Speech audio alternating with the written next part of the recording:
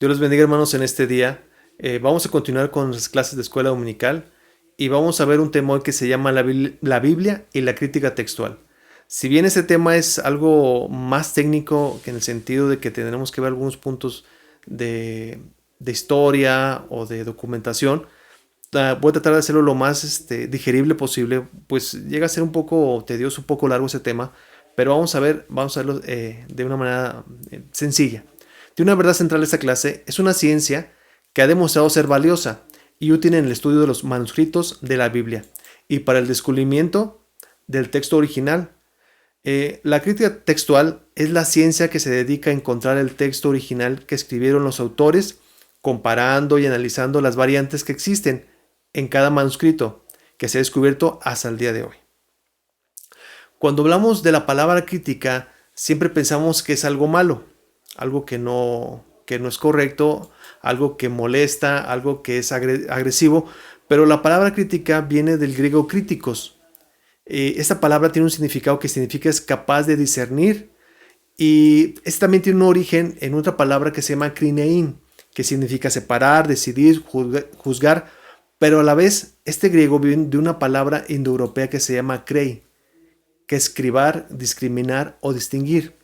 Pero en el sentido de cribar es cuando una persona hace una separación de piedras, de las más grandes a las más pequeñas, y busca las correctas. Entonces, criticar realmente la palabra es discernir o entender o separar lo que no queremos o lo que sí debe de ser.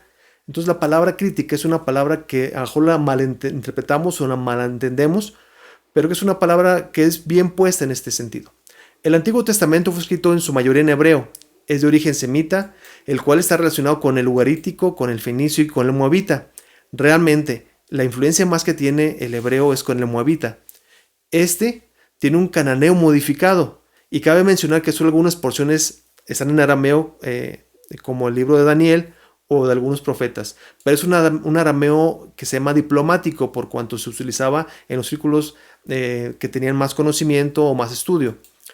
Recordemos que personas como Moisés y Salomón comunicaban de una forma elegante en la palabra del Señor. El hebreo en sí es un lenguaje que es corto en vocabulario, así que usa más las figuras para hacer entender al oyente de manera figurada una verdad. Recordemos, y podemos verlo mucho en los salmos, como Jehová mi pastor, nada me faltará, el que al abrigo del Altísimo morará bajo la sombra del Omnipotente. Y esas frases normalmente no son usadas en griego. En griego sería que Dios nos protege, que Dios nos guarda, que Dios está con nosotros.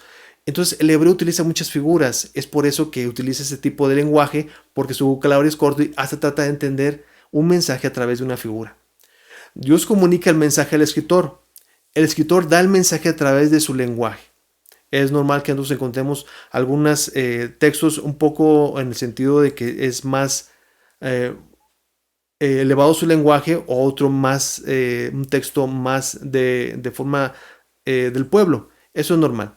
El Antiguo Testamento no tiene ningún problema con la crítica textual, o es muy poco lo que tiene, pues los copistas llevaban un método muy certero de copiado. ¿Cuál era este método de copiado? Fíjense, existía un original, y con este original se involucraban tres personas. Uno, al empezar a hacer la copia, contaba las letras. Es decir, el texto que iban a copiar contaba letra por letra cuántas letras había en ese texto. Si eran 300, apuntaban que eran 300 letras. El segundo comenzaba a escribir letra por letra hasta terminar. Cuando terminaba, el primero volvía a contar las letras ahora de la copia, que fueran las correctas. Y existía un tercero, que leía la escritura, que se había hecho la copia, se leía la copia, pero también se leía el original. Pero no se leía palabra por palabra, se leía letra por letra. Así que no había que sonaba parecido, sino que lo hacían letra por letra para que no hubiese diferencia en ninguna parte del texto. Hoy en día existe una Biblia que se llama la Biblia Stuttgart o Stugariana, que es reconocida por los judíos cristianos del Antiguo Testamento como la copia más fiel y sin fallas. Recordemos que cuando había fallas en una copia se desechaba. Y tampoco en las copias hacía anotaciones como hoy tenemos hoy en día. Infinidad de versiones de Biblias donde cada quien hace una anotación o incluso pone alguna interpretación propia del texto bíblico. pero tenemos algún problema en algunas partes de los pasajes en el Nuevo Testamento. Recordemos que Jesús es una transmisión oral, es decir, comunicó el mensaje a los apóstoles mediante lecciones verbales y que los discípulos debían aprender y comunicar, es decir, enseñar a todos los creyentes o a aquel persona que estaba interesado en conocer el Evangelio. Pero el lenguaje que usaron Jesús y sus apóstoles es arameo, pero un arameo judío. El griego es una formulación expresiva muy específica, es analítica, los verbos son tan diferentes y en su aplicación, pero no existe en otras lenguas esa forma de establecer las formas de los verbos en griego. En ese sentido, algunas partes de la escritura están escritas en griego, pero a veces hay diferentes versiones de griego. Tendremos que considerar que hay versiones helenísticas, jónicas y otras variantes, una como la koiné, que una parte del Nuevo Testamento, está escrito en este lenguaje. Entrando en esos sentidos, existen escritos encima bien no originales y copias de los originales. La respuesta a esto de lo que entendemos como la crítica textual es que esos textos fueron deteriorándose los originales y por eso ya no existen. Solo fueron quedando copias de estas escrituras. ¿Por qué se perdieron? Por muchos motivos, por deterioro del mismo material, porque fueron a lo mejor algunos robados, quemados, destruidos. Pero se nota en la misma escritura, en 2 Pedro nos declara que al conocer el apóstol que el tiempo se llegaba en que él iba a morir, él reconoce que se hiciera y se llegara a conocer esos textos que ellos escribían. ¿Por qué? Porque si nosotros dejamos a la memoria, es muy fácil que nosotros nos olvidemos, agreguemos y coloquemos textos que no son correctos. Recordemos, hay un juego que utilizan mucho los niños que es el teléfono descompuesto. Escuchamos un texto y a lo mejor a la primera vez que hacemos una repetición de ese texto, de ese mensaje, pues será lo más posible pegado a la realidad, o a mejor será igual. Pero al tercer escuchante y al tercer compartir ese mensaje va a empezar a variar. Llega un momento en que el mensaje original que se inició en una persona llega a ser tan diferente hasta el último que llegó. Es importante que nosotros estudiemos y hagamos una crítica de los textos. Pablo en Colosenses había solicitado que se leyeran las mismas y diferentes iglesias los mismos textos que él había escrito. Eso nos lo dice en Colosenses 4:16. Y dice, cuando esta carta haya sido leída entre vosotros, hacedlo también se lea en la iglesia de la Odisea y que la de la Odisea la leáis también vosotros. Los copistas en el Nuevo Testamento no tuvieron la precaución como en el Antiguo. No todos eran profesionales de la escritura, debemos recordar eso. Existen errores de dos tipos, algunos son intencionales y otros no intencionales. De estos últimos, de errores, pueden ver los no intencionales, errores de vista, como omitir o repetir una palabra o varias palabras, incluso a veces duplicaban el renglón. Cambian el orden de las palabras. A lo mejor cuando alguien repetía, otro apuntaba, había un error de lo que había comprendido su oído y colocar una palabra semejante. Hay errores intencionales. Los errores intencionales son errores que fueron personas agregando o incluso tratando de mejorar el texto para apoyar cierta doctrina o pensamiento. Esto pasó normalmente después de los siglos III y IV, cuando empezaron a haber muchos problemas de doctrina, que algunos modificaban algún verbo, alguna parte para que encajara en tu tipo de pensamiento. Aunque existen otros errores que caben en la forma de escritura, como el abreviar, que si bien no es un error, es una mala forma de hacer de un texto una copia. ¿Por qué? Porque al abreviar, el que lo lee puede entenderlo de otra manera. El que lo lee puede pensar que esa abreviatura es una anotación adicional al texto, lo cual creó problemas en algunos textos bíblicos. Y a veces las formas en que escribimos según la región también hace entender que cierta palabra o concepto es diferente al que entiende otra palabra. Nosotros debemos entender de que las palabras tienen ciertas diferencias, no en la palabra, sino en la forma en que las comprendemos. Nosotros en el español tenemos infinidad de palabras y nuestro lenguaje es muy rico, pero en nuestro lenguaje una palabra puede significar cierta cosa en uno y cierta definición en otra. Incluso una palabra que para nosotros puede ser correcta, en otro país puede ser una grosería. Incluso hay palabras que tienen la misma pronunciación, la misma escritura, y significan cosas diferentes. Cito un ejemplo. Si hablamos de una palabra como cámara, podremos escucharla igual para decir una cámara de una llanta, una cámara de una cámara fotográfica, o incluso es un regionalismo para decir algo como un saludo. Debemos tener cuidado con las palabras. Y el griego es muy exacto, es casi un lenguaje matemático, es por eso que tiene una pronunciación muy especial y debe aplicarse el significado correcto cuando se lee. Pues con la comparación de las copias y explorando desde las más antiguas que existen, hay algunas copias que son desde 30 o 40 años después de la muerte del apóstol Juan, que los más recientes que se han descubierto. Algunos errores no son de problema doctrinal realmente, y muchos de ellos tienen ese problema, que no son de punto doctrinal, pero más bien es una apreciación por el copista o por el que hizo esta copia, perdón por repetir la palabra. Por ejemplo, podemos encontrar algunos pasajes que se encontró en copias que dicen Jesús descendió, y otros colocaron Jesús y sus discípulos descendieron. ¿Hay algún problema doctrinal o que pueda generar algún problema de división? Claro que no, porque el texto dice que Jesús descendió. Que haya descendido con sus discípulos no tiene una relevancia importante en ese sentido. Se sabe que ellos estaban con Jesús y se entiende por ese sentido. Entonces, ¿qué debemos pensar? ¿Que la Biblia es todo un error? No. Recordemos que el Antiguo Testamento es lo más exacto que encontramos. Y el Nuevo Testamento tiene algunos errores en el sentido de las copias, pero no en el sentido doctrinal.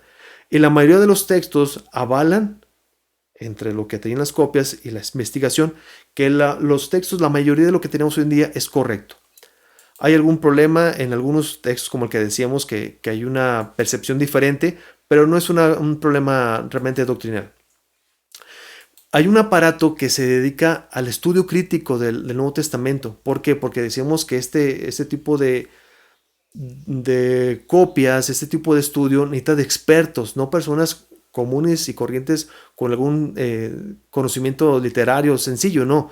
Necesitan tener conocimientos importantes de gramática, de lenguaje, de las formas, incluso de la región donde escribió, quién lo escribió, cuándo lo escribió. Tenemos que tener ese tipo de conocimientos, y esos expertos conocen el griego, no solo el jónico, el koiné, el helénico, incluso variantes del griego que hubo después. Ese grupo hace un arduo trabajo de estudio y crítica que nos da una versión lo más cercana a los textos originales y los conceptos que hoy entendemos o comprendemos. Existen no un 20 o 30 copias de lo que hay hoy en día. Existen ni cientos, sino miles de copias que en su mayoría concuerdan con los textos. Hay textos que hoy en día los tenemos como la Ilíada, textos griegos como de Platón, donde hay de entre 10 hasta 30 copias, y de esas 20 o 30 copias se tiene la Ilíada. Diferencian entre ellos y han podido concordar de tal manera que se tienen esos textos lo más pegado a la realidad de que se escribió. Si hablamos de 20 o 30 textos, nosotros hablamos de miles y miles de textos que avalan que todo lo que se escribió concuerda en su mayoría. Una de las Biblias que más usamos es la Reina Valera, 1960, y aunque se ha revisado con estos aparato crítico, en los últimos años, últimos 60 años casi ya, se han encontrado algunas variantes, algunos detalles que se han modificado en la nueva versión 2015. Aprovechando los análisis cada vez más profundos de estos textos. Incluso existen muchas versiones, podemos decir como la Biblia versión internacional, la Biblia del lenguaje actual. Existen muchas versiones hoy en día y que a lo mejor algunos no concuerdan con la forma en que se expresa. Tratan de hacer una transición dinámica. ¿Cómo es una transición dinámica? Una transición dinámica es tratar de acoplar o que nosotros podamos entender el texto de la mejor manera. A veces es difícil entender algunos textos y sobre todo en estos días el lenguaje se ha reducido no porque sea corto, sino porque no usamos todas las palabras y entendemos el significado de todo el lenguaje que hay en español hoy en día. Normalmente hace unos 30, 40 años cuando utilizamos la palabra sodomita entendíamos que una persona con perversión sexual o homosexual y era muy bien aplicado, pero cuando tú le dices tal persona es sodomita, va a decir, oh, yo pensé que era de México.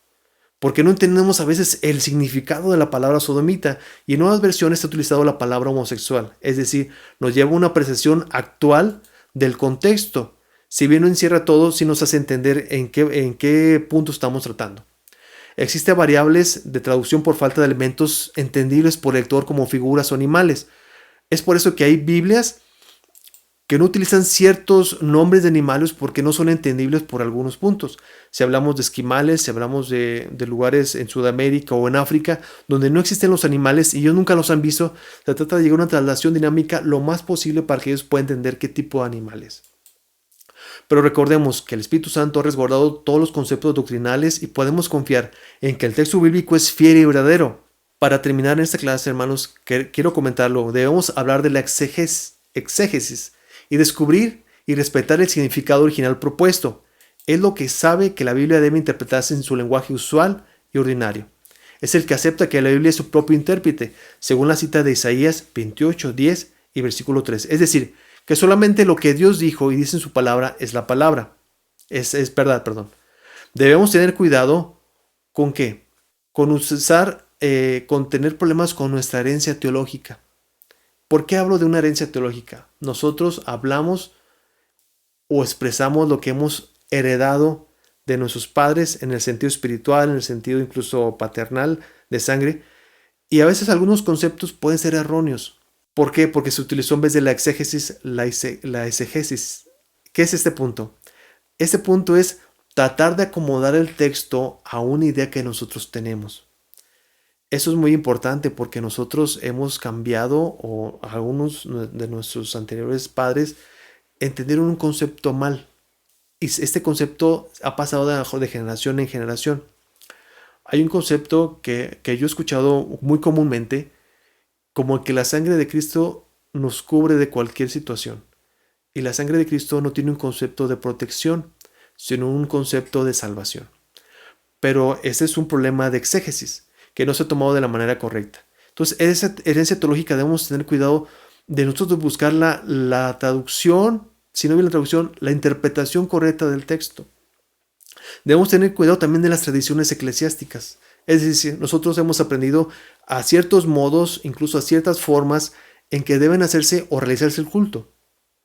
Porque sí lo hemos aprendido por costumbre y no porque sea una determinación de la palabra de Dios. En mucho sentido, la palabra de Dios no nos dice cómo debemos iniciar un culto, cómo debemos tener un culto, pero sí nos dice que debe incluir la predicación, es decir, la explicación de la palabra de Dios, la interpretación de la palabra de Dios, la oración. Pero si no existiera algunos puntos como los testimonios o como una lectura bíblica al inicio, no habría ningún problema. Pero a veces tradiciones son más fuertes que interpretar la palabra de Dios. Decimos que es que tiene que ser el culto así porque lo hemos aprendido desde muchos años y queremos guardar la tradición. Las tradiciones en sí no son malas, pero cuando la tradición sobrepasa la escritura, entonces hay un problema. Debemos tener cuidado con las tradiciones eclesiásticas, es decir, que hemos aprendido, no porque sean malas, sino porque no debemos anteponerlas a la interpretación de la palabra de Dios. Incluso hay prejuicios denominacionales heredados. También tenemos que tener cuidado con esto, porque a veces el concepto de una denominación puede malinterpretar algún punto. Incluso otras iglesias o otros grupos que no son cristianos utilizan prejuicios como los testigos de Jehová para utilizar puntos que no son correctos y acomodar el texto bíblico para la malinterpretación. Recordemos que la traducción de la Biblia no es por una persona que no está capacitada, son profesionales que han estudiado no 5, ni 10, ni 20 años, incluso toda una vida para hacer una traducción lo más correcta posible a nuestros días. Y a veces podemos pensar que una persona que tiene 10, 15 años puede hacer una traducción correcta y no es así. También debemos tener cuidado con nuestras normas culturales, es decir, la interpretación de la Biblia sobrepasa nuestra cultura, nuestra forma de ver. Recordemos que la palabra cultura viene del griego cultivar. Y esta palabra significa que en el entorno que nosotros hemos crecido, nos expresamos, nos comportamos y pensamos que es de esa forma. Pero hay formas que están en contra de la palabra de Dios, aunque sean culturales y nosotros lo veamos bien, hay formas incorrectas. Formas culturales como que incluso, podemos verlo así, que se casen personas de la misma familia, lo cual la Biblia desaprueba. Pero nosotros en nuestra cultura pensamos que es correcto, porque así lo hemos hecho siempre. Pero esas culturas deben eh, estar no supeditadas, deben estar controladas nuestras formas de actuar por la palabra de Dios y la interpretación correcta. Incluso debemos tener cuidado con la psicología moderna. ¿Por qué? Porque la psicología moderna utiliza textos bíblicos para malinterpretar o usar a su favor. Hay textos que dicen que nosotros debemos amar a nuestro prójimo como a nosotros mismos, pero lo utilizan. Pero si tú no te amas, ¿cómo puedes amar a otro? Tú debes amarte primero a ti para poder amar a otros, lo que la Biblia nunca avala. Nosotros debemos amar a Dios. Y si Dios nos amó primero, Dios nos da el amor para poder amar a otros y que el amor de Dios en nosotros sea el correcto, es decir, podernos amar también nosotros. El camino hacia el amor es primero Dios y después hacia los demás y a nosotros mismos también.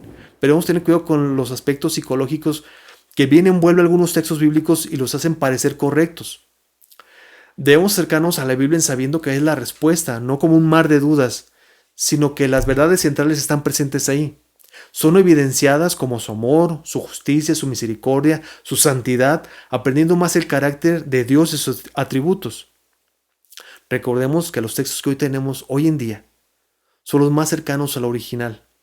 Debemos de tener cuidado de nosotros de a lo mejor no mal informarnos con otros textos. Hay infinidad de textos apócrifos que podemos utilizarlos o leerlos como cultura general. Incluso podemos aprender algo de ellos, pero no son textos que han sido, hasta el momento, usados para la interpretación de la Biblia o para una doctrina bíblica. Las doctrinas bíblicas no se han perdido, están presentes en la palabra de Dios. Y recordemos que hay una rama también que se llama hermenéutica, que la misma palabra se interpreta a sí misma. No hay ningún problema con la doctrina. Habrá algunos problemas de algún texto que puede significar o puede decir algo más o menos. Pero recordemos que algunos copistas pueden agregar una anotación o pueden agregar alguna forma de expresar lo más posible o lo más centrado o lo más correcto para el momento. Pero es un texto adicional. Pero recordemos, cada punto central y doctrinal de la Biblia está ahí presente y no ha variado. Nosotros debemos buscar siempre la interpretación correcta y no el texto que nos acomode, que nos agrade o que nos ayude para evidenciar algo en nuestras vidas. Para recordar, en Estados Unidos hubo una traducción de la Biblia por un americano que fue presidente de los Estados Unidos, si mal no recuerdo, el segundo presidente, llamado Thomas Jefferson. Thomas Jefferson no le gustó algunos pasajes bíblicos. ¿Saben lo que hizo? Esos pasajes los fue eliminando y creó una Biblia con los pasajes que le gustaban. Podemos pensar que es extraordinariamente loco hacer esto, pero a lo mejor Thomas Jefferson lo hizo de una manera física, pero a veces nosotros podemos hacerlo de una manera mental, de una manera en nuestro corazón, de guardar los conceptos y guardar los pasajes que solo nos agradan y pensar que algunos pasajes no nos sirven. Toda palabra es inspirada por Dios, útil, toda. Cualquier texto, por que diga historia, porque diga algunas cosas que parecen que no son relevantes, todo es relevante. Todo es relevante porque ella nos da testimonio de quién es Dios, de su forma de actuar, de su forma de amarnos. Esas verdades no deben de perderse por buscar la satisfacción personal, por buscar un sentirnos bien. Nosotros debemos buscar para poder agradar a Dios.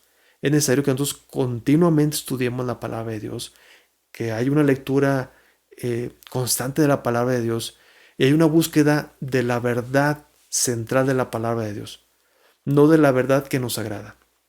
Yo los invito a que estudiemos cada día más la palabra de Dios.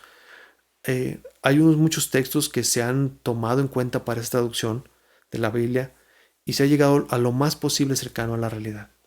Les agradezco por escuchar esta clase. Sé que es un poco larga. Había un poco más de textos que podemos comentar, pero la verdad quisiéramos centrarlo en este punto para que sea más digerible para ustedes. La verdad está en la palabra de Dios y ella misma lo avala. Dios los bendiga, hermanos, y deseo que ustedes puedan continuar estudiando la Biblia y puedan continuar con las clases de escuela dominical en su hogar. Y no se queden con esta clase. Ustedes puedan continuar estudiando la palabra de Dios, puedan buscar, hay infinidad de diccionarios bíblicos. Si tienen la oportunidad, busca un diccionario bíblico, busca el significado de las palabras, busca el entendimiento de la palabra de Dios, porque recordemos que la ignorancia también llega a ser pecado. porque nosotros debemos y tenemos el privilegio, la responsabilidad, el derecho y la obligación de buscar siempre la verdad en la palabra de Dios. Debemos tener cuidado de solo quedarnos con lo que oímos a veces, con lo que leemos a veces, con lo que entendemos a veces. Debemos buscar siempre y hacer una crítica textual de la palabra del Señor en la medida de lo posible. Si no somos expertos, podemos buscar aún más y aprender cada día más de la palabra del Señor.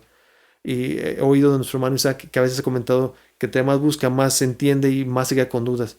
Y sí, la verdad, nosotros cada vez que buscamos más, entendemos más y nos damos cuenta que hay una verdad inmensa en la palabra de Dios, que no podemos encontrar tan solo dos, tres verdades, sino hay infinidad de verdades y hay infinidad de conceptos que no entendemos a veces, que los leemos y los pasamos por alto después, no es relevante, pero tiene una relevancia a veces tan importante algún texto que no nos hemos dado cuenta.